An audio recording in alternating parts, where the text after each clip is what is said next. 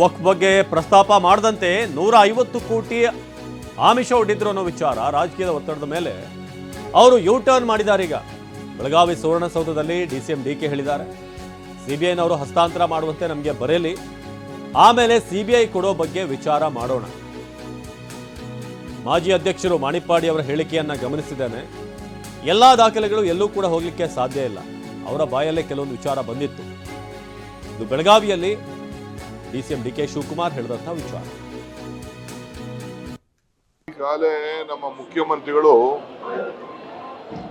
ನಿನ್ನೆ ಗದಗ್ನಲ್ಲಿ ವಕ್ಫದ ಆಮಿಷದ ಬಗ್ಗೆ ಈಗಾಗಲೇ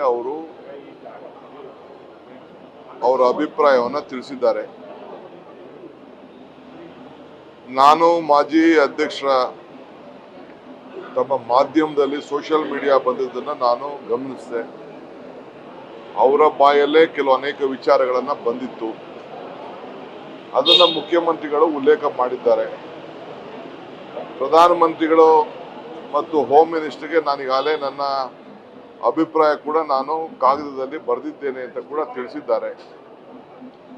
ಸೊ ಎಲ್ಲ ದಾಖಲೆಗಳು ಎಲ್ಲೂ ಹೋಗ್ಲಿಕ್ಕೆ ಸಾಧ್ಯ ಇಲ್ಲ.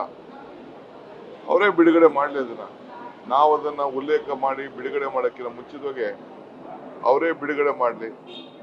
ಒಬ್ಬ ರಾಜಕೀಯ ಒತ್ತಡದ ಮೇಲೆ ಅವರು ಯೂಟರ್ನ್ ಮಾಡಿದ್ದಾರೆ, ಅಷ್ಟು ಬಿಟ್ರೆ ಏನು ಕಾಣ್ತಾ ಇಲ್ಲ. ನಮ್ಗೆ ನಮ್ಮ ಕಣ್ಣೆದುರುಗಡೆನೆ ಎಲ್ಲ ಇರ್ಬೇಕಾರೆ ನಮ್ಮ ಕಣ್ಣೆದುರುಗಡೆನೆ ಇದೆ. ಅವ್ರಿಗೆ ಗೊತ್ತಿದೆ ಸಿಬಿಐಗೆ ನಾವು ಹ್ಯಾಂಡ್ ಓವರ್ ಮಾಡಲ್ಲ ಅಂತ ಅವ್ರಿಗೆ ಗೊತ್ತಿದೆ.